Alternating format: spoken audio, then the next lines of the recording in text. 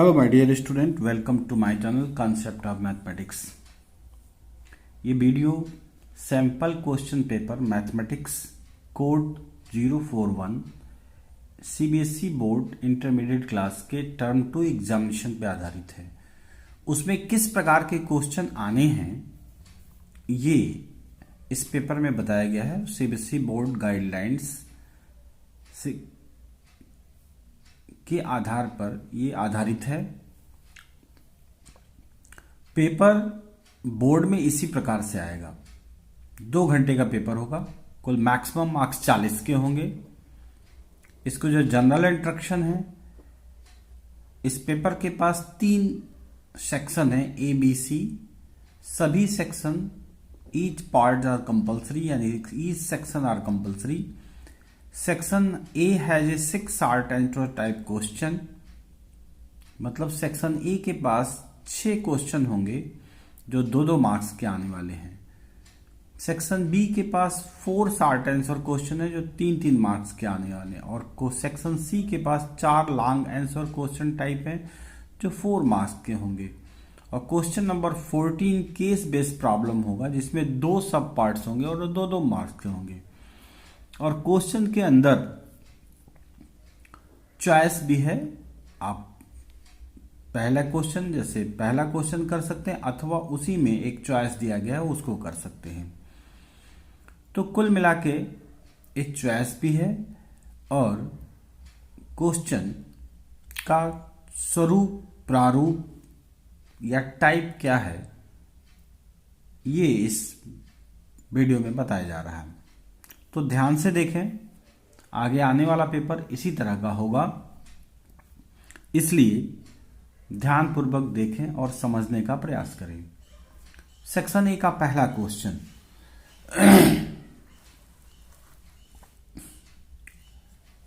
Find the integration log x upon 1 plus log x का whole square dx। इसको कैसे लगाना है ये देखना होगा। तो देखें,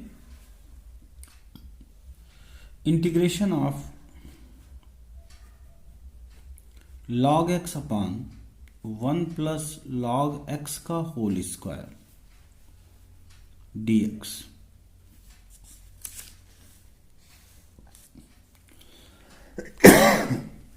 सॉरी, अब इसमें एक ही जैसे दिख रहा है इसलिए हम लोग इसमें सिंप्लीफाई कर सकते हैं। 1 प्लस लॉग एक्स और -1 कर सकते हैं अपान 1 प्लस लॉग एक्स का होल स्क्वायर dx।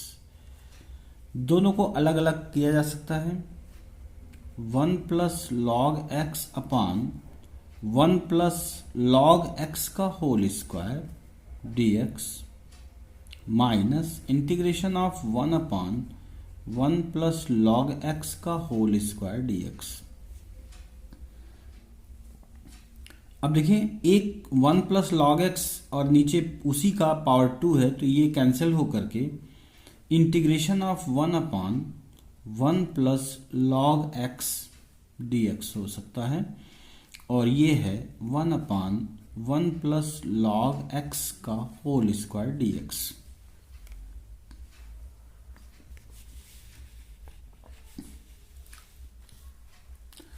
अब इसको आगे हम लोग करेंगे और इंटीग्रेशन बाय पार्ट से करेंगे। इसको स्थिर रखते हुए इसको इंटीग्रेशन बाय पार्ट से करेंगे।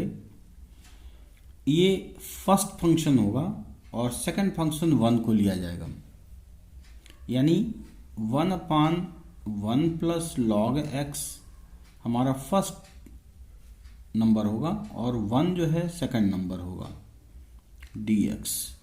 और इसको हम यूं ही आगे चलने देंगे।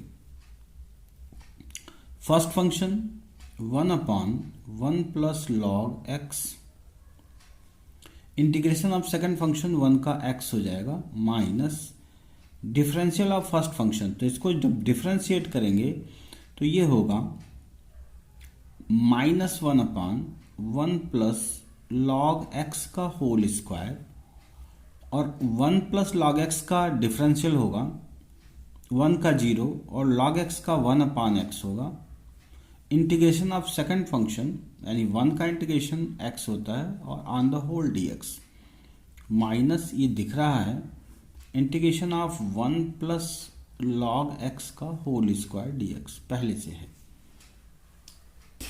ध्यान से देखें तो x अपान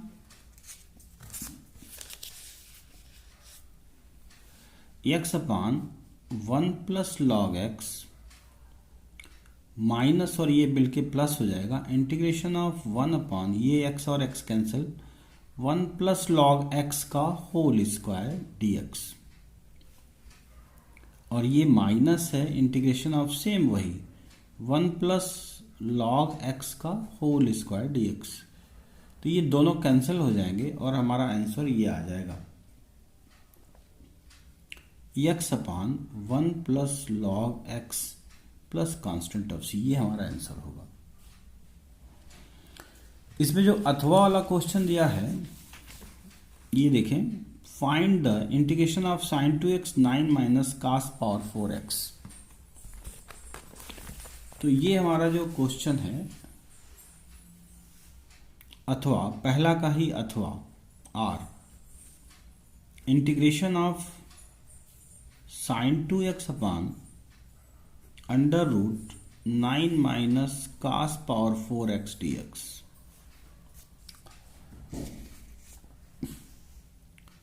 अब इसमें अगर cos स्क्वायर x को t मान लिया जाए तो 2 cos x और cos का माइनस साइन x dx बराबर dt। तो ये हो जाएगा minus sine 2x dx is equal to dt। Finally sine 2x dx is equal to minus dt। तो अब इसमें हम लोग पुट कर सकते हैं, इसको अगर लिखा जाए 1 अपान अंडर रूट 3 का square minus cos square x का whole square into sine 2x dx। तो साइन 2x dx के स्थान पे dt माइनस dt, माइनस को बाहर करते हैं 1 अपान अंडर रूट 3 का स्क्वायर माइनस t का स्क्वायर, कास स्क्वायर को हमने t माना है और ये हो जाएगा dt। तो हमारे पास फॉर्मूला है integration of 1 upon under root A square minus x square dx। तो ये होगा sine inverse x upon a plus constant of c। तो उस लिहाज से ये होगा minus sine inverse t upon 3 plus constant of c और माइनस साइन इनवर्स t की जगह पे हम लिख सकते हैं जैसा कि हम लोगों ने माना है कास, तो cos square x upon 3 plus constant of c, ये हमारा आंसर होगा। तो जो आपको आसान लगे वो कर सकते हैं। पहले पेपर देख लें कि पेपर कैसा है, उसके बाद मैं 1 बाय 1 समझा दे रहा हूं। इसका दूसरा सवाल है write the sum of order and degree of the following differential equation. तो जाहिर सी बात है कि इसको और तीसरा क्वेश्चन है कि unit vector a and b are the unit vectors, then prove that a plus b unit vector a plus unit vector b 2 cos theta by 2 where theta is angle between them. ये vector का question है। उसी तरह से आगे भी ये 3D का क्वेश्चन है, ये प्रोबेबिलिटी का क्वेश्चन है और ये भी प्रोबेबिलिटी का क्वेश्चन है। ये फिर से यहाँ पर देखें, ये भी इंटीग्रेशन का क्वेश्चन है, ये डिफरेंशियल इक्वेशन है, ये भी डिफरेंशियल इक्वेशन है और ये डिफरेंशियल इक्वेशन ही है ये भी। और ये आप देख रहे हैं कि क्वेश्चन नंबर 9, ये जो क्वेश्चन नंबर 9 ये वेक्टर का क्वेश्चन है। तो इस तरह से इनको देखिए थोड़ा सा समझ सकते हैं, और बहुत आसान पेपर, बहुत कठिन भी नहीं है और बहुत आसान भी आप इसे नहीं कर सकते। फिर से अगला क्वेश्चन देखें। ये पूछ रहा है कि write the sum of order and degree of the following differential equation. तो सबसे पहले ये डिफरेंशियल इक्वेशन दिया है, इसका लिखने का तरीका समझ लीजिए। ये लिखा है d d x d y by d x equals to 5। तो इसको हम लोग लिख सकते हैं d two y d x square is equal to 5। तो साफ दिख रहा है कि हाईएस्ट पावर d2 है और इसका पूरे का होल पावर 1 है। तो इसका जो ऑर्डर है ये है 2 और डिग्री है 1। तो इनका सम कितना हो गया,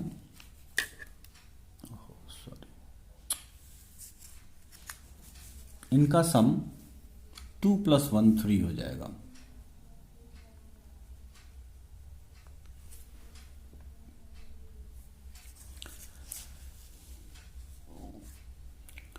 तीसरा क्वेश्चन आप देख सकते हैं, वेक्टर में, वेक्टर पे आधारित है, 2 यूनिट वेक्टर दिए गए हैं और ये प्रूफ करना है कि ये इसके बराबर होगा जहां theta angle between a and b दिया हुआ है। तो सबसे पहले हम लेफ्ट हैंड साइड लेंगे। क्वेश्चन नंबर तीसरा, लेफ्ट हैंड साइड ले लेंगे और प्लस बी वेक्टर ये मॉड में है। अगर इसका हम स्क्वायर लेकर चलें तो आसानी से ए स्क्वायर, तो ये हो जाएगा A plus B unit vector dot, मैंने मल्टीप्लाई कर देंगे ए प्लस बी, ऐसा हम लिख सकते हैं क्योंकि A dot A equals to mod A का स्क्वायर होता है। इस तरह से हम मल्टीप्लाई कर सकते हैं इनको, और ये जब मल्टीप्लाई करेंगे हम लोग तो इन दोनों का मल्टीप्लिकेशन हो जाएगा, ये unit vector a square plus इसमें होगा a dot b unit vector plus ये होगा b dot a unit vector और प्लस होगा इसका स्क्वायर। तो चूंकि ए यूनिट वेक्टर है, ए बी यूनिट वेक्टर है, तो इसकी वैल्यू 1 हो जाएगी और इसकी वैल्यू भी 1 हो जाएगी। लेकिन ये दोनों मिलकर के ए डॉट बी और बी डॉट ए दोनों सेम होता है, इसलिए 2 ए डॉट बी हो जाएगा।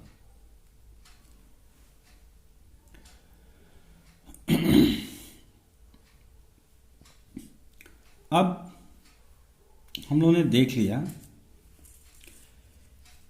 कि ए डॉट बी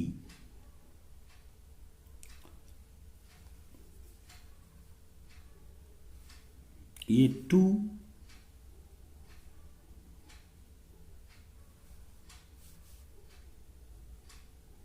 प्लस ये जो है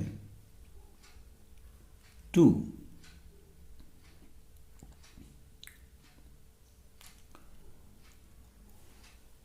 यहां पर एक बात समझने की है कि a dot b equal to होता है magnitude of a magnitude of b cos theta. तो इस लिहाज से unit vector a dot unit vector b magnitude of unit vector magnitude of unit vector and cos theta. इसलिए इसका मतलब, क्योंकि इसका मतलब 1 × 1 कॉस थीटा, तो फाइनली इसका मतलब कॉस थीटा हुआ। तो अब हम लोग इसको लिख सकते हैं यहाँ पर 2 कॉस थीटा और 2 पे ये 1 + 1 2 यहाँ आ चुका है, ये 2 कॉमन लेंगे तो 1 + कॉस थीटा होगा। और हमें पता है कि 1 + cos theta 2 cos square theta होता है, क्योंकि 2 cos square theta is equal to 1 + cos 2 theta होता है। तो अगर यही 1 + कॉस थीटा कर दें तो ये हो जाएगा 2 कॉस स्क्वायर थीटा बाई 2। तो उस पॉइंट ऑफ व्यू से हो जाएगा 2 into 2 cos square theta by 2। तो अब हो गया कि a प्लस बी, ये दोनों यूनिट वेक्टर का whole square 4 cos square theta by 2। तो हमें सिर्फ इसकी वैल्यू निकालनी थी।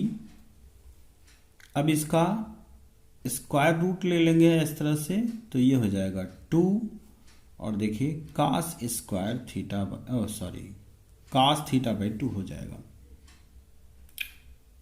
और ये वैल्यू देखिए, ये प्रूफ करना था क्वेश्चन नंबर 3 में, ये इतना का प्रूफ करना था और जो देखिए ध्यान से ये प्रूफ हो चुका है, ये प्रूफ हो चुका है। अब अगले क्वेश्चन पे चलते हैं। Question number 4, find the direction cosine of the following lines.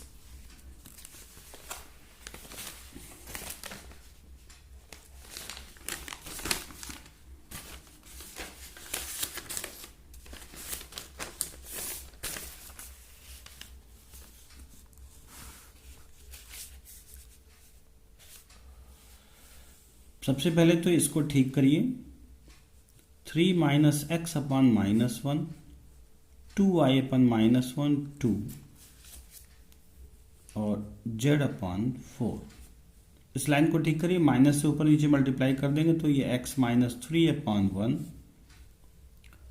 2 बाहर कॉमन लेते डिवाइड कर देंगे दोनों तरफ 2 से, तो हो जाएगा y माइनस हाफ और नीचे हो जाएगा 1। और ये ठीक है z बाई 4।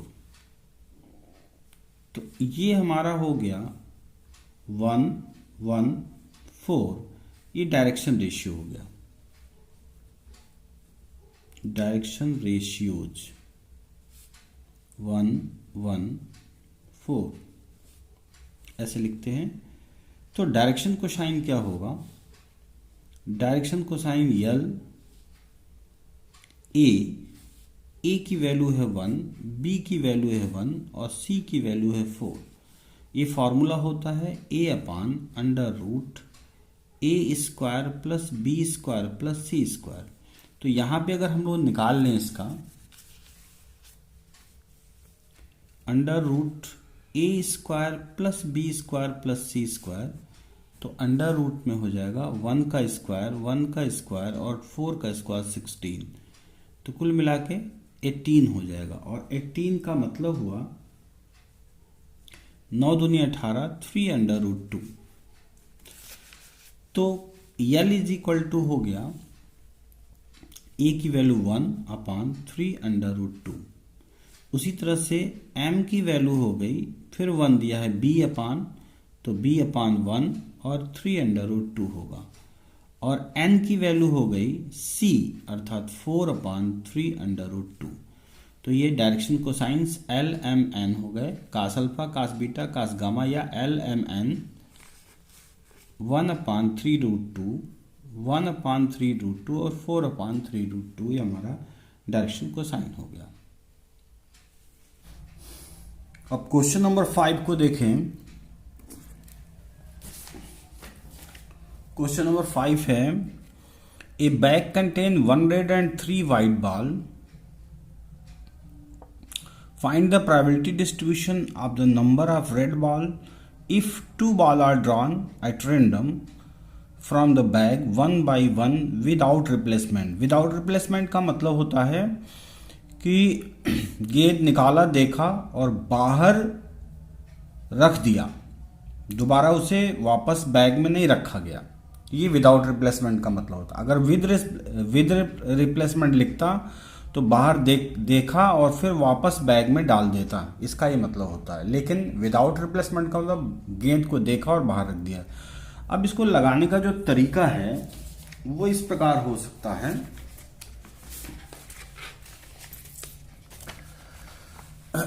जैसे देखा जाए, एक बैग बनाते हैं हम क्वेश्चन नंबर 5, एक बैग बनाते हैं जिसमें हम 1 रेड बॉल और 3 वाइट बॉल लिखते हैं, 3 वाइट बॉल।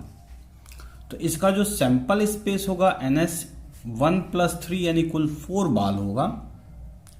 अब ये कह रहा है कि x जो इसका होगा, चूंकि प्रोबेबिलिटी डिस्ट्रीब्यूशन निकालना है तो x की value number of red ball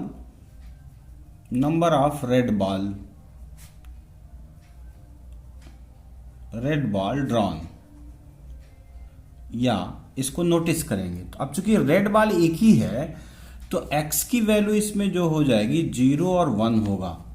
हालांकि 2 बॉल निकालना है, 0 1 2 होना चाहिए, लेकिन इसमें रेड बॉल एक होने की वजह से इसकी वैल्यू 0 और 1 होगी। 0 का मतलब कि जब हम दोनों बॉल निकालते हैं तो उसमें कोई भी रेड नहीं होगा, और 1 का मतलब हुआ कि जब हम बॉल को निकालेंगे तो उसमें एक रेड होगा और एक वाइट होगा, या अथवा पहला वाइट होगा और दूसरा रेड होगा। ये इसका मतलब हुआ। तो सबसे पहले हम प्रोबेबिलिटी निकालते हैं जिसमें Px = 0, इसका मतलब कोई रेड बॉल नहीं होगा। तो सबसे पहले होगा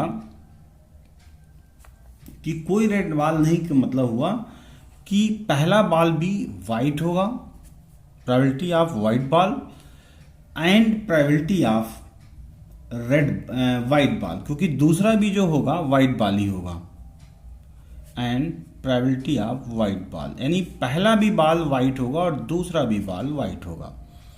तो जरा सोचिए कि पहला बॉल अगर वाइट होगा तो उसमें 3/4 इसकी प्रोबेबिलिटी होगी, और जो दूसरा बॉल वाइट होगा तो चूंकि एक बॉल बाहर निकाला जा चुका है इसलिए इसमें कुल टोटल नंबर ऑफ बॉल 3 होगा, लेकिन एक वाइट बॉल हम देख चुके हैं तो वाइट बॉल भी 2 ही होगा, यानी 2/3। तो इसको सॉल्व किया जाए तो 3 से 3 कटेगा, 2 से 4 कटेगा, यानी 1/2 इसका आंसर होगा। P जब कोई बॉल, दोनों बॉल निकाला जब कोई बॉल रेड ना हो, Px = 0, और Px = 1 का मतलब हुआ कि P पहला रेड बॉल होगा और दूसरा बॉल जब निकालेंगे तो वो वाइट होगा, प्लस पहला वाइट बॉल होगा और जब दूसरा निकालेंगे तो वो रेड बॉल होगा। ये इसका मतलब हुआ।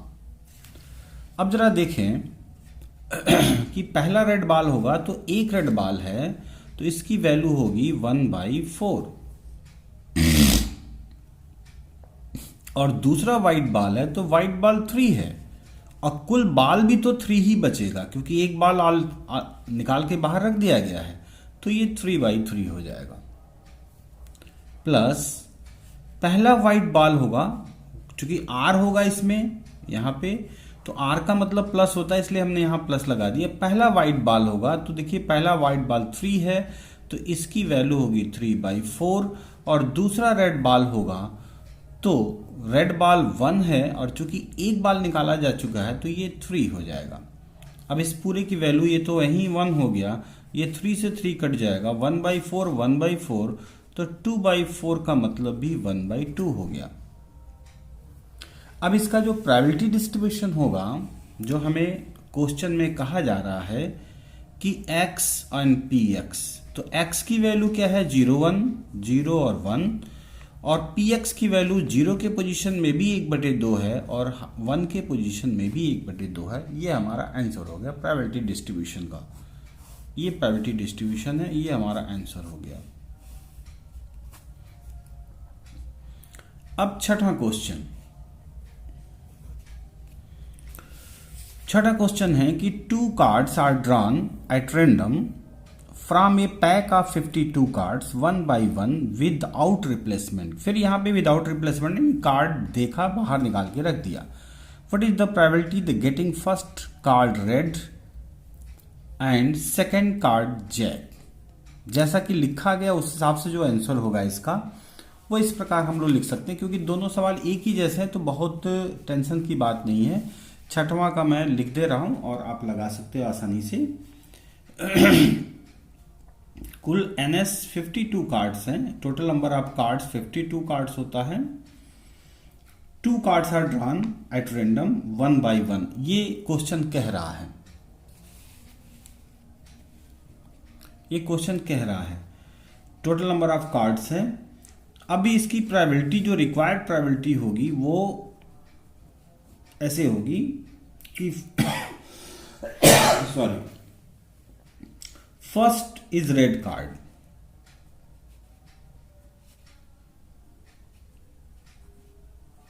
फर्स्ट रेड कार्ड होगा, एंड सेकंड कार्ड जो होगा वो जैक होगा।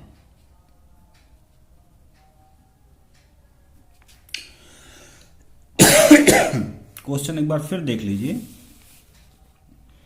सेकंड कार्ड जैक, तो ये हो जाएगा। अब इस तरह से या तो ये कंडीशन होगा अथवा or probability first card, first is jack, first card is jack and second card जो होगा रेड कार्ड हो जाएगा। अब इस आधार पे आप आसानी से लगा सकते हैं, फर्स्ट कार्ड इज रेड, इसके 26/52 मल्टीप्लाइड बाई, एंड का मतलब मल्टीप्लीकेशन, सेकंड कार्ड जैक तो 4/51, क्योंकि एक कार्ड निकाला जा चुका है, अथवा यानी प्लस फर्स्ट कार्ड जैक होगा तो 4/52 होगा, एट सेकंड कार्ड रेड होगा तो ये हो जाएगा। रेड कुल 26 कार्ड होते हैं, 26 रेड कार्ड होते हैं, तो ये हो जाएगा, एक कार्ड निकाला जा चुका है तो 26 बाई, क्योंकि रेड कार्ड तो 26 है, इसमें जैक निकाला गया है तो 2 कार्ड जैक का हो सकता है, तो एक कार्ड निकाला गया है तो ये हो जाएगा 25/51। ये आप इस तरह से आंसर निकाल सकते हैं छठवें का। अब हम क्वेश्चन नंबर अगले क्वेश्चन पे चलते हैं। अगला क्वेश्चन है फाइंड द वैल्यू, यानी 7, बहुत अच्छा क्वेश्चन है, 7वां क्वेश्चन देखें। फाइंड x + 1 x² + 1 ब्रैकेट में x dx, यानी इंटीग्रेशन निकालना हुआ हमें, ये है पार्शियल फ्रैक्शन का क्वेश्चन है। x + 1 x and x² + 1 dx, ये बहुत अच्छा क्वेश्चन है। अब इसे पार्शली तोड़ना पड़ेगा, तो that will be equal to, यहां पे हम इसको ऐसे कर सकते हैं, x + 1 x and x² + 1 is equal to a/x plus, ये क्वाड्रेटिक है तो ये होगा bx + c/x² + 1, ये है। अब इसको लगाना बहुत आसान है, इसको थोड़ा सॉल्व करते हैं हम लोग। ये होगा x एंड x² + 1, इससे कैंसिल होगा तो ये होगा ax² + 1 plus bx + c × x होगा, और ये दिखाई दे रहा है। अब x + 1 x × x² + 1, तो ये पूरा कैंसिल हो जाएगा, तो फाइनल हमारे पास बचेगा x + 1 = a, यहां हम कैलकुलेट भी कर सकते हैं, ax² + a plus bx² + cx।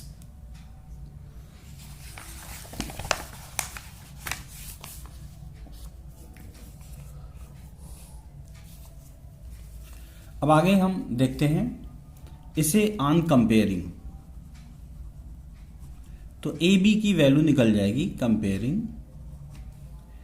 तो देखें कांस्टेंट टर्म 1 है और यहां कांस्टेंट टर्म अकेला ए है, तो a = 1 हो गया। अब जरा देखिए x, और यहां भी x देखिए, तो सिर्फ अकेला cx है, तो cx = x और c = also 1। अब इसमें एक और इक्वेशन मिल जाएगा कि ax² यानी a + b, जिसमें x² का कोफिशिएंट है a + b, और यहाँ x² कोई कोफिशिएंट नहीं, x² का कोई कोफिशिएंट यहाँ नहीं दिख रहा है, तो 0 होगा, तो 0, इसलिए b की वैल्यू हो जाएगी -a, और a की वैल्यू हमारे पास ऑलरेडी 1 है, तो -1 हो गया। यानी अब हमारा जो क्वेश्चन होगा वो इस प्रकार लगेगा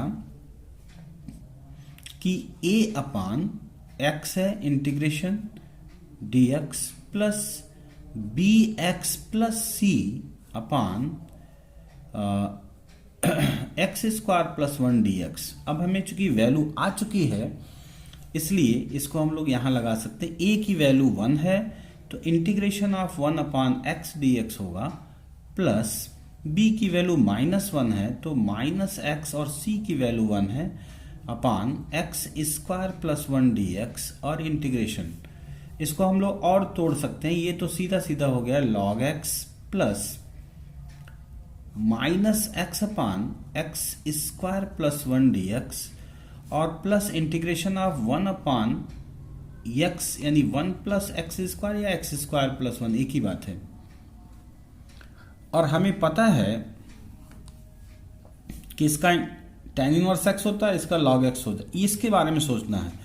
यहां पे थोड़ा सा ध्यान दें तो एक्स स्क्वायर प्लस 1 को अगर t पुट कर लिया जाए तो 2x dx is equal to dt होगा, या x dx is equal to dt by 2, और माइनस ऑलरेडी है तो ये तो हो गया log x, माइनस बाहर कर देते हैं और 1/2 भी बाहर करते हैं तो हम x dx को हम लोग dt बाई 2 यानी 1/2 बाहर हमने कर दिया, 1 अपान t dt हो जाएगा। और ये भी है सीधे सीधे tan inverse x plus constant of c।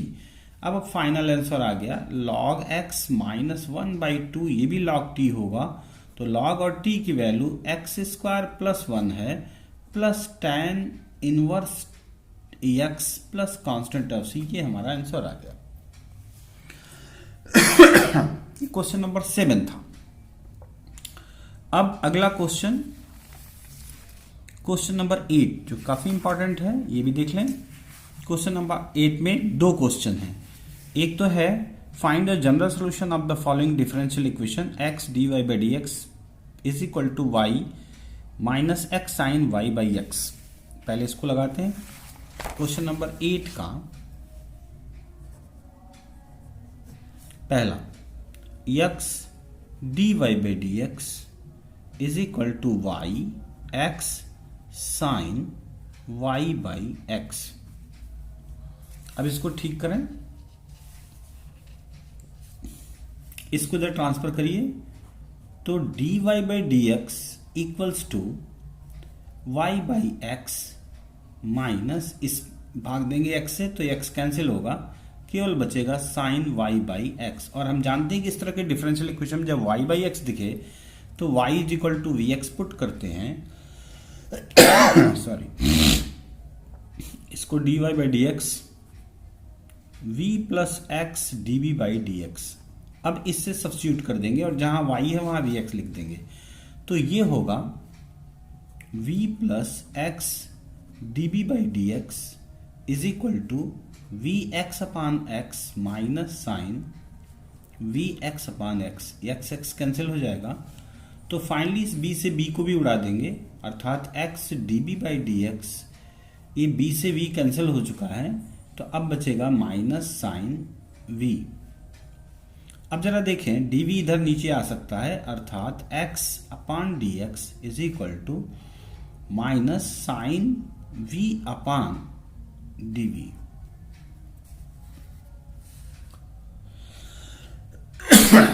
अब इसको इंटीग्रेट करते हैं,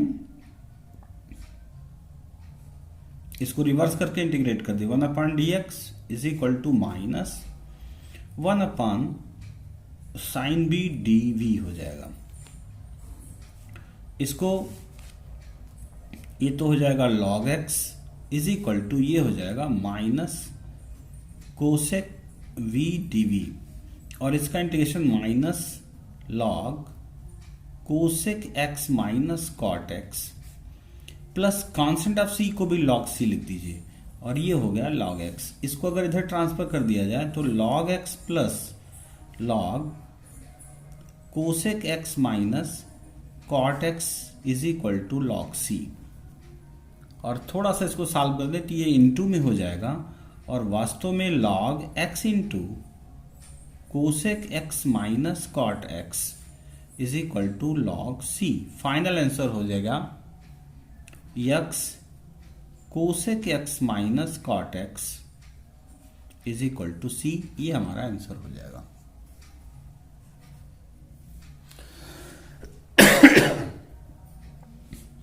इसी का दूसरा जो क्वेश्चन, अब अगला क्वेश्चन हम 8वें का अथवा देख रहे हैं, उसको जरा देख लिया जाए। अब जरा 8वें का 8वां देख लीजिए अथवा। कह रहा find the particular solution of following differential equation given that y is equal to 0, x is equal to pi by 4, dy by d x plus y cot x is equal to 2 upon इतना। तो ये जो question है, इसको solve करने के लिए देखें, क्वेश्चन मैं लिख दे रहा हूं कि क्वेश्चन नंबर 8 का आर है y is equal to 0, x is equal to pi by 4, और ये है dy by d x plus cot x y is equal to 2 upon 1 plus sine x. इसको कंपेयर किया जाए dy by d x plus p y is equal to q से, तो clear दिखाई दे रहा है। तो इंटीग्रेशन फैक्टर हमारा हो जाएगा I F E to the power integration of cot X D x. तो ये होगा E to the power cot X का होता है लॉग साइन एक्स, और चूंकि E to the power log sine X base E होता है, इसलिए ये साइन एक्स आ जाएगा। और चूंकि हम जानते हैं रूल्स कि इंटीग्रेशन फैक्टर से दोनों तरफ मल्टीप्लाई करेंगे इसमें, तो sine x into d y by d x plus cot x y bracket बंद, इसमें मल्टीप्लाई करेंगे तो हो जाएगा 2 sine x upon 1 plus sine x. On integrating, दोनों को हम लोग इंटीग्रेट करेंगे तो ये आ जाएगा आई एफ इंटू वाई, यानी sine x into y is equal to integration of 2 sine x. 2 को अगर हम बाहर कर दें, केवल साइन एक्स लिखें, और नीचे 1 प्लस साइन एक्स है। अगर ये दोनों बराबर है तो +1 -1 आसानी से किया जा सकता है। अगला स्टेप होगा 2 बाहर रखते हुए 1 प्लस, अर्थात इसको हम लोग ठीक करें तो ये हो जाएगा 1 - 1 upon 1 plus sine x D x. ये हमारा आगे स्टेप हम चलते हैं।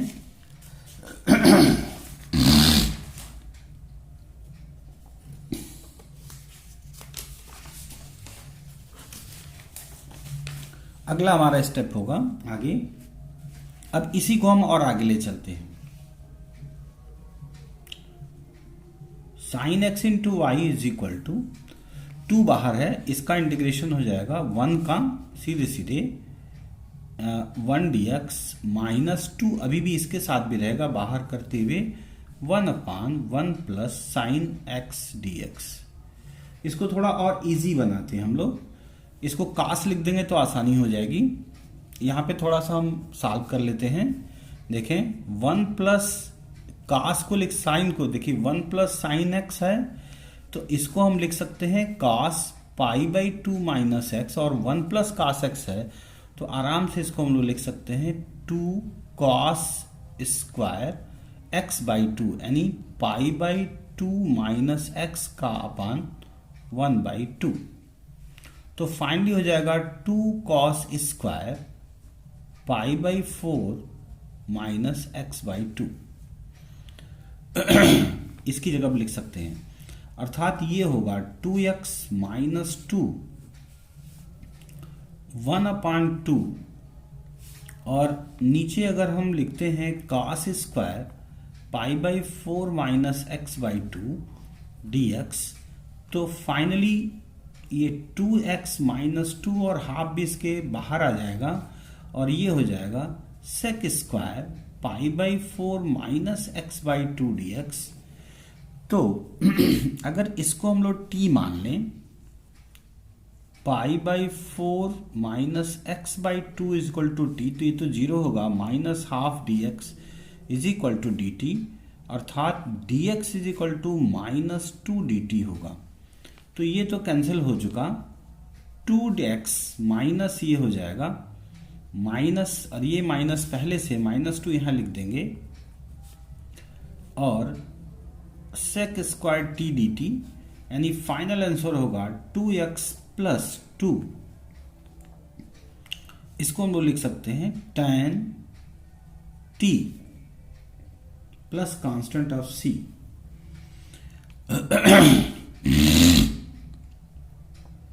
और t की जगह पर हम ये लिख सकते हैं, अर्थात 2x plus 2 tan π/4 minus x/2 plus constant of c, ये हमारा आंसर होगा। अब यहां पे है sin x y, constant c की वैल्यू निकालने के लिए हम लोग सॉरी ये देख लें, स्टेप हमने यहां दिखा दिया है, हम ध्यान नहीं दिए। अब देखिए हमारे पास वैल्यू है, यहां देखिए ध्यान से, कि y इज इक्वल टू 0 और x इज इक्वल टू π/4। अब ये वैल्यू पुट करके हम साइन की वैल्यू निकाल सकते हैं, y इज इक्वल टू 0 और x इज इक्वल टू π/4। तो रखें sine π/4 into 0 is equal to 2x की जगह पे π/4 प्लस 2 tan, x की जगह पे π/4 रखेंगे तो ये π/8 आ जाएगा, यानी π/4 minus π/8 plus constant of c। तो ये तो खत्म हो गया 0, और ये हो गया π/2 प्लस 2 tan π/8, π/4 से π/8 कांस्टेंट ऑफ c, यानी फाइनल c की वैल्यू आ गई माइनस के साथ π/2 प्लस 2 tan π/8। फिर से गड़बड़ हो गया, सॉरी। तो ये यहां पे हम लोग वैल्यू रख के ये y इज इक्वल टू 0 और x इज इक्वल π/4 इसमें रख देंगे। तो देखिए यहां c की वैल्यू हम लोग निकाल लिया। अब फाइनल इसका आंसर हो गया sin x y is equal to 2x plus 2 tan π/4 minus x/2 और माइनस के साथ π/2 प्लस 2 tan π/8, ये फाइनल आंसर हो गया। अब हम क्वेश्चन नंबर 9 को पढ़ते हैं और 9 को जरा देख लिया जाए। क्वेश्चन नंबर 9 कहता है कि a not equals to 0, a dot b is equal to a dot c और a cross b is equal to a cross c। यानी हमारे पास क्वेश्चन जो है, पहले क्वेश्चन लिख लेते हैं। Question number 9, a dot b equals to a dot c और a cross b equals to a cross c। कह रहा सो दैट b बराबर c, सो दैट b बराबर c, ये हम लोग को शो करना है, b बराबर c शो करना है। और a नॉट इक्वल्स टू 0 दिया हुआ, 3 नंबर का सवाल है, जरा देखा जाए इसको। तो स्टार्ट ही करते हैं हम लोग कि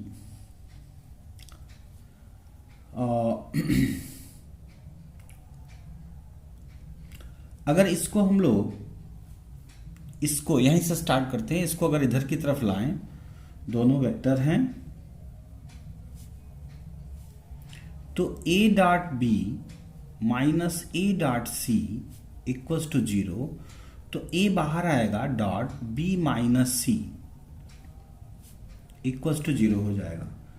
तो फाइनली हम कह सकते हैं this implies that vector a perpendicular vector b minus c, ये रिजल्ट इसका क्लियर कट दिख रहा। यानी हम कह सकते हैं कि b is equal to c, क्योंकि यहां से हम एक रिजल्ट और लेंगे कि b minus c equals to 0, this implies that b is equal to c। और यहां से रिजल्ट हमको मिल जाएगा A cross B minus A cross C equals to 0। A यहां भी कॉमन होगा तो A cross B minus C equals to 0। तो यहां भी एक रिजल्ट तो क्लियर है कि b minus C equals to 0 और b इक्वल्स टू सी, और एक रिजल्ट कह रहा है a cross b minus C equals to 0। तो ये कह रहा है कि a पैरेलल होगा b माइनस सी के। तो एक बात तो क्लियर दिखाई दे रहा है कि कोई भी वेक्टर एक ही समय में एक दूसरे के परपेंडिकुलर नहीं हो सकते और दूसरे के पैरेलल। तो ये तो एब्सर्ड रिजल्ट है, लेकिन ये रिजल्ट तो क्लियर कट दिखा रहा है। दिस इंप्लाइज दैट यानी clearly by above b vector c दोनों आपस में बराबर होंगे। यही प्रूफ करना था हमको, यहाँ देखिए यही प्रूफ करना था और ये प्रूफ हो गया। हम आगे चलते हैं।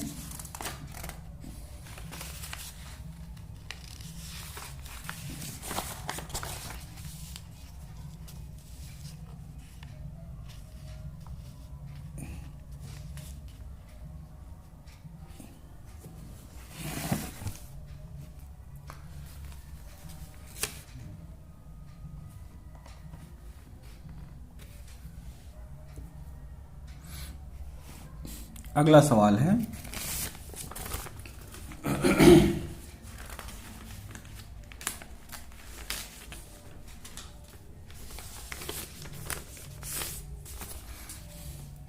Find the shortest distance between the following lines.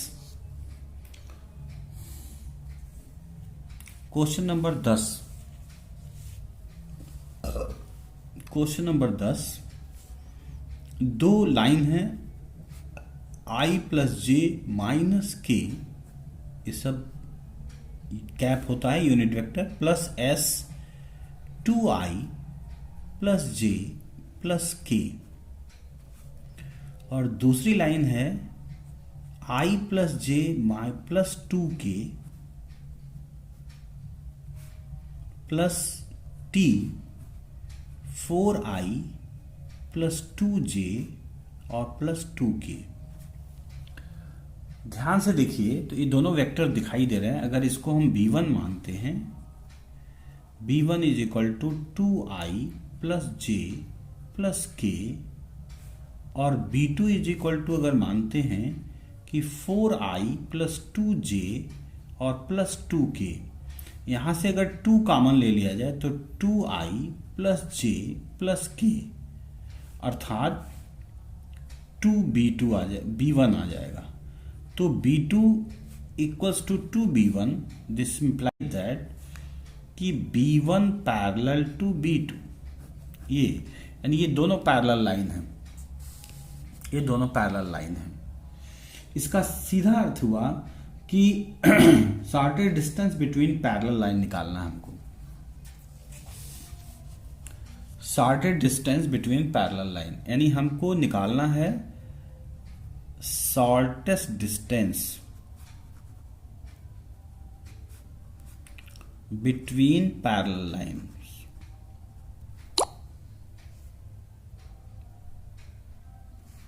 Between parallel lines, और ये फॉर्मूला होता है S D is equal to a two minus a one cross b upon magnitude of b, ये मतलब होता है। और हमारे पास पॉइंट है a1 a2, तो a2 माइनस a1 निकाल लेते हैं हम लोग, तो होगा i plus J plus 2k minus i minus J plus के हो जाएगा। इसका मतलब ये हो गया 3k, और b क्लियर है 2i प्लस जे और प्लस के। तो पहले तो हम ये निकाल लें a2 minus a1 dot cross b, तो ये हो जाएगा i जे के A2-1 हुआ 3K अर्थात 003 और ये दिख रहा हमको 211 तो यहाँ से हमको ये वेक्टर मिल जाएगा, इसका वैल्यू मिल जाएगा I 0 - 3 -j 0 - 6 और प्लस के 0 माइनस ये 0 आ जाएगा अर्थात -3i और प्लस 6j ये हो गया इसकी वैल्यू। तो सॉर्टेड डिस्टेंस का जो फॉर्मूला है वो हो जाएगा ST, sorted distance ST is equal to, अब इसकी वैल्यू जो है ये आ चुकी है -3i प्लस 6j अपान इसी का मैग्नीट्यूड लेना है तो इसका मैग्नीट्यूड हो जाएगा इसका अंडर रूट में -3 का स्क्वायर प्लस 6 का स्क्वायर यानी फाइनल इसका भी मैग्नीट्यूड होगा 3i प्लस 6j अपान अंडर रूट में हो जाएगा 9 और 36 45।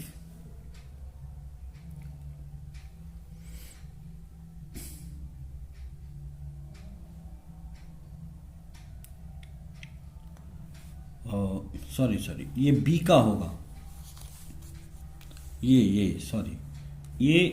बी के लिए होगा, बी का मतलब हुआ ये ये मैग्नीट्यूड ऑफ बी होगा अंडर रूट 2 का स्क्वायर प्लस 1 का स्क्वायर प्लस 1 का स्क्वायर अथी अंडर रूट 6, तो ये अंडर रूट 6 हो जाएगा और ये होगा इसका मैग्नीट्यूड हो जाएगा under root 9 plus 36 under root 6 यानी फाइनल वैल्यू इसकी होगी 45 यानी 9 × 5 = 45 3 under root 5 upon under root 6, ये हमारा आंसर हो जाएगा। यहाँ पे गलती से हमने इसी का निकाल दिया था, ये बी है मैग्नीट्यूड ऑफ बी जो हमने यहाँ निकाला है और ये मतलब अंडर रूट 6 होगा। तो ये हो गया हमारा क्वेश्चन नंबर 10। अब हम क्वेश्चन नंबर 11 पे चलते हैं। क्वेश्चन नंबर 11 है, ये भी एक अच्छा सवाल है। हाँ, इसमें एक और चीज दिया हुआ है कि find the vector and Cartesian equation of the plane containing the point इतना पैरेलल टू लाइंस इतना एंड इतना। तो ये भी एक अच्छा सवाल है और इसको आसानी से समझा जा सकता है।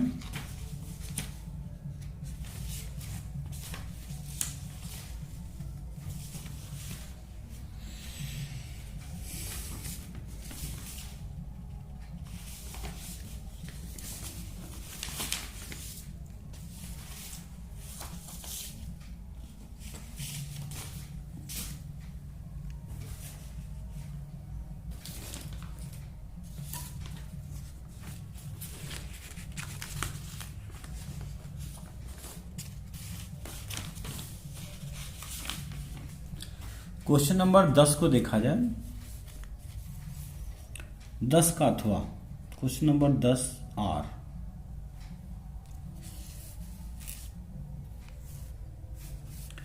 अब इसमें एक प्लेन है जो दिया है उसके हिसाब से मैं लिख रहा हूं। प्लेन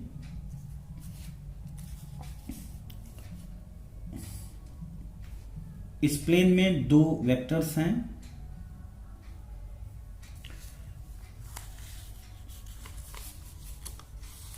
देखिए क्वेश्चन एक बार पढ़ लीजिए। Find the vector and Cartesian equation of the plane containing point दिया है, एक पॉइंट है,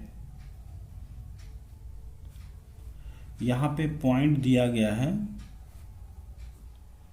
i + 2j - k, अर्थात इस पॉइंट को 1 2 और -1 लिखा जा सकता है, 1 2 एंड -1। और दोनों लाइनें जो प्लेन में मौजूद हैं वो r = है i plus 2j plus 2k plus s 2i 3j plus 2k। और दूसरी लाइन है 3i plus j minus 2k plus t i minus 3j plus k। तो इनसे एक b1 वेक्टर और एक b2 वेक्टर, हम लोग को दो वेक्टर मिल गया। और ये दोनों वेक्टर जो हैं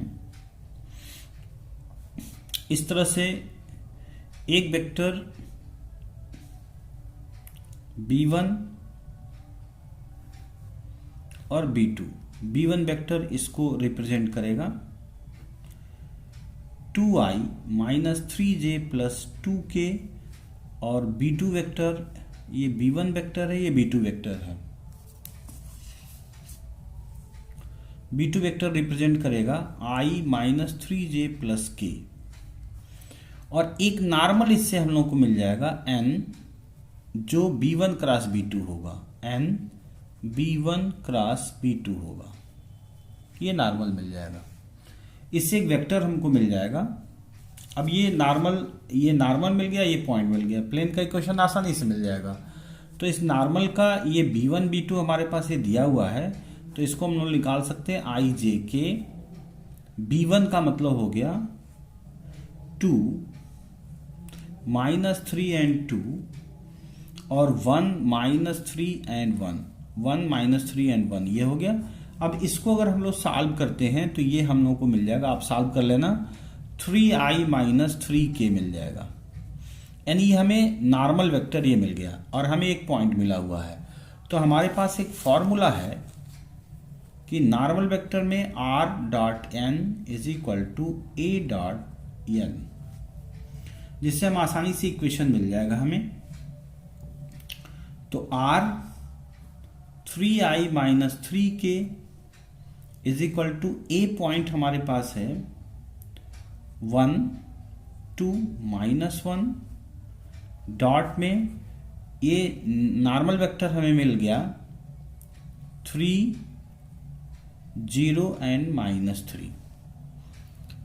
तो इसका अगर हम डॉट निकालें तो 3 इंटू 3, 2 इंटू 0 और 1 इंटू ये प्लस 3 होगा, यानी कुल मिला के 6। तो ये हो गया r dot 3i minus 3k is equal to 6 हो गया।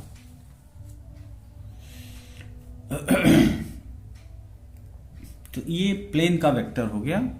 और इसी को जब हम कार्टेशियन फॉर्म में निकालेंगे, ये वेक्टर फॉर्म में हो गया, और जब इसे कार्टेशियन फॉर्म में निकालेंगे हम लोग तो ये हो जाएगा हमारा वेक्टर एंड कार्टेशियन, ये हो जाएगा 3x।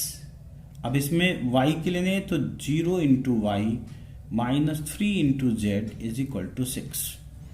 तो ये होगा 3x minus 3z is equal to 6, या 3 से डिवाइड कर देंगे तो x माइनस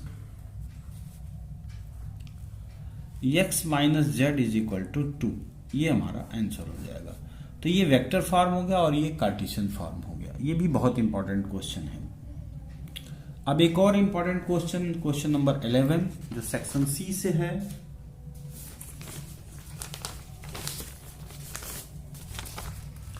ये भी एक अच्छा सवाल है।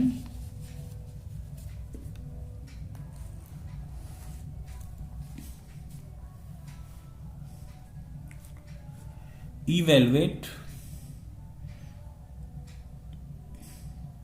-1 to 2 x cube minus 3x square plus 2x dx। इसको हम लोग सॉल्व कर लें अगर, तो x cube minus 3x square plus 2x, solve करने के पश्चात ये मिल जाएगा x माइनस 1 और x माइनस 2। तो इसकी जो क्रिटिकल वैल्यू होगी,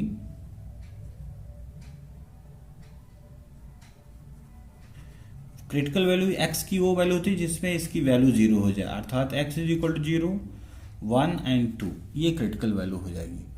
तो इसको हम लोग एक्सप्लेन कर सकते हैं, एक्सप्लोर कर सकते हैं इसके माध्यम से। -1 to 0 +0 to 1 और +1 to 2। ये ध्यान रखना होगा कि अगर हम किसी नंबर लाइन पे चलें, -1 to 0, 0 to 1 और 1 to 2, तो जब इस क्षेत्र में होंगे जी -1 to 2 में, तो यहाँ पे अगर हम वैल्यू रखते हैं -1 to 2 के बीच, माने पॉइंट -5, तो ये नेगेटिव होगा, ये भी नेगेटिव होगा और ये भी नेगेटिव होगा। तो तीनों नेगेटिव मिला के ये नेगेटिव हो जाएंगे, जिससे कि हम इसकी वैल्यू नेगेटिव लेंगे, यानी x³ -3x² + 2x ये नेगेटिव होगा dx। और जब 0 to 1 के बीच में होंगे तो 0.5 ले लें, तो ये पॉजिटिव, ये नेगेटिव, ये नेगेटिव, यानी सब पॉजिटिव हो जाएगा। अर्थात x³ -3x² + 2x ये पॉजिटिव होगा। लेकिन जब इसको हम लोग 1 to 2 के बीच होंगे, यानी 1.5, तो ये पॉजिटिव होगा, ये भी पॉजिटिव होगा, लेकिन ये नेगेटिव होगा। इस तरह से इस पूरे का मान इसके बीच में ये नेगेटिव हो जाएगा, ये नेगेटिव होगा और ये पॉजिटिव और ये नेगेटिव, तो यहाँ पे नेगेटिव, पॉजिटिव और ये नेगेटिव हो जाएगा। इस तरह से x³ -3x² + 2x dx होगा। और इस तरह से मैं उम्मीद करता हूँ कि आप लोग इसे लगा लोगे। आगे हम एक लाइन और चल के दिखा दे रहे हैं, ये वाला हो जाएगा x⁴/4 -3x³ + 2x²/2, ये -1 to 0 होगा। उसी तरह से ये जो हो जाएगा, यही चीज यहाँ पे होगा x⁴/4, और ये देखिए यहाँ कट जाएगा, तो यहाँ पे -x³ और यहाँ भी ये कट जाएगा, तो ये x² होगा और ये 0 to 1 होगा, माइनस ये भी यही होगा x⁴/4 -x³ + x², ये 0 to 1 to 2 होगा। अब इसको सॉल्व कर देंगे तो आंसर, फाइनल आंसर हमारे पास आ जाएगा। आप इसको सॉल्व कर लीजिएगा। हमने सॉल्व कर लिया है, 9/4 + 1/4 + 1/4 = 11/4 हमारा आंसर आ जाएगा। तो इस तरह से हम काफी आसानी से इस सवाल को लगा सकते हैं। तो मैं चाहूंगा कि सभी लोग इसे देखें और लगाएं।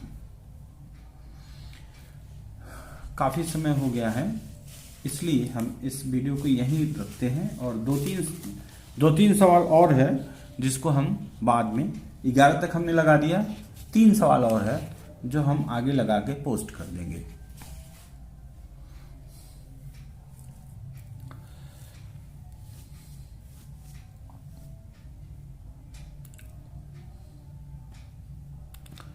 आप चाहें तो इसका आंसर मैं यहाँ से समझा सकता हूँ। मेरे पास इसका एक सॉल्यूशन भी है, आप चाहें तो इस सॉल्यूशन को देख सकते हैं। ये सॉल्यूशन हमने ढूंढ निकाला है।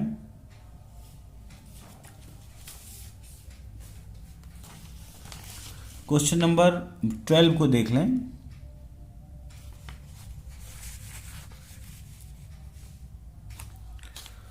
ये ध्यान से देखें, तो x + y = 2, तो इसे हम लोग लिख सकते हैं x/2 + y/2 = 1, अर्थात x पे 2 0, तो यहाँ देखिए 2 0 दिखाई दे रहा है, और y पे 0 2, ये 0 2 दिख रहा है यहाँ पे पॉइंट्स।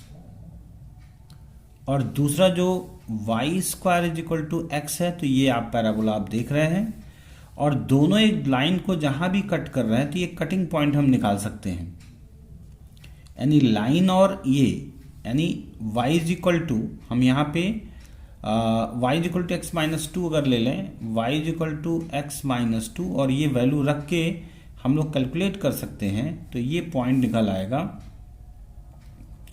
x-2 का होल स्क्वायर इंटू x। इसको सॉल्व कर देंगे अगर हम लोग, तो x² +4 -4x, और ये x इधर आके minus x is equal to 0, अर्थात x square minus 3x plus 4 equals to 0, और 4 इंटू 1 यानी हो जाएगा x square minus 4x plus x, sorry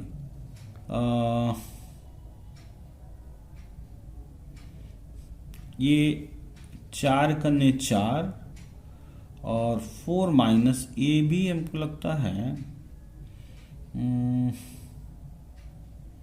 हम लोग थोड़ा और इजी इसको बना सकते हैं। इंटरसेक्शन पॉइंट एक तो 1 1 होगा, क्योंकि यहाँ पे ध्यान से देखें तो 1 1 वैल्यू सेटिस्फाई कर जाएगी। देखिए 1 प्लस 1 2 होता है, और ये भी देखिए 1 प्लस 1 यानी सेटिस्फाई, यहाँ 1 1 आना चाहिए। इसको सॉल्व करने की ज़रूरत नहीं है, हम यहाँ से भी देख सकते हैं कि 1 1 इसको सेटिस्फाई कर रहा है और यहाँ पे दिखाई भी दे रहा है, तो ज़्यादा इसको सॉल्व करने की ज़रूरत नहीं है। y is equal to 2 minus x, इसलिए गलत हो रहा है।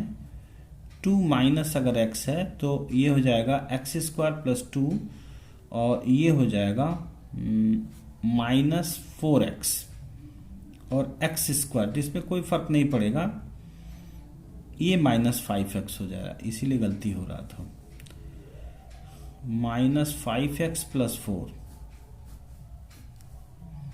X square minus 5x plus 4 equals to 0, तो ये होगा x square minus 4x minus x plus 4 equals to 0, x common x minus 4, यहाँ पे minus 1 common x minus 4 equals 0, x minus 4 and x minus 1 equals 0, तो x is equal to 1 and 4, तो 1 और 1 यहाँ value रखेंगे, 1 और 1, तो देखिए 1 और 1 यहाँ आसानी 1 1 हो जाएगा, और हमें 4 से मतलब नहीं है, और यहाँ पे वैल्यू 2 दिख रहा है, तो ये हम एरिया आसानी से इंटीग्रेट कर सकते हैं। इस एरिया में 0 to 1 पे ये पैराबोला है, तो देखिए 0 to 1 पे इस पैराबोला को इंटीग्रेट किया गया है, y is equal to under root x जो यहाँ दिख रहा है, और 1 to 2 पर ये लाइन इंटीग्रेट होगी 2 minus x, y is equal to 2 minus x integrate हो रही है, जिससे कि हम आसानी से ये आंसर निकाल सकते हैं 7/6। और ये एक पॉपुलर सवाल है जिसको आप लोग जानते हो कि ये एक्स स्क्वायर वाई स्क्वायर यानी x square y square is equal to 4, ये सर्कल का इक्वेशन है जो यहाँ पे 2 0 होगा, और ये पॉइंट निकाला गया है। तो और ये लाइन जो जा रही है y is equal to root 3x, देखिए यहाँ से जाएगी रूट 3x, ये y is equal to root 3x है, और इसका जो इंटरसेक्शन पॉइंट है ये आसानी से निकल सकता है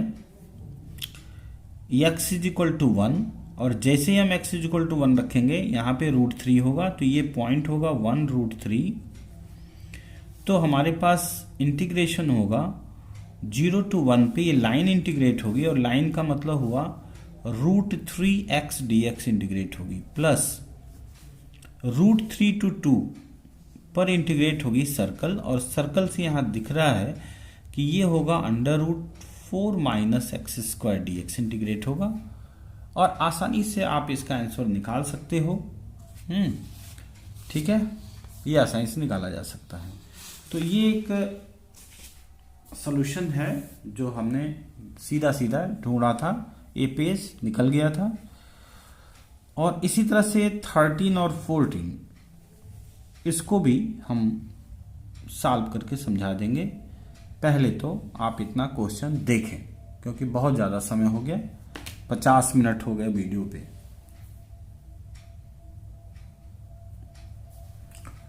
थैंक यू।